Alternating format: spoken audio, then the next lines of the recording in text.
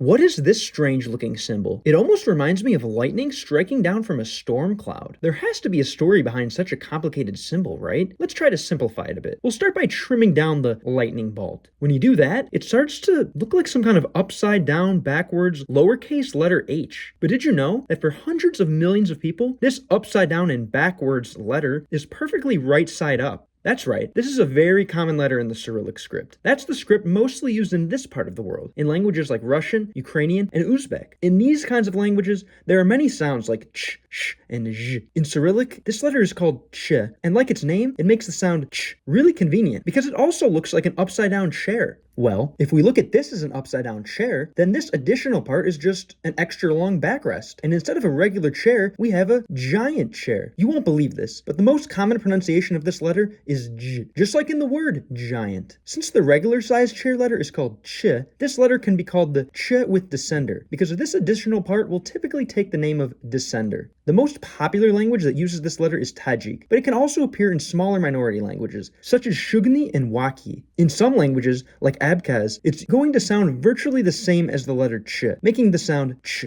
because their upside-down chair letter sounds more like ch.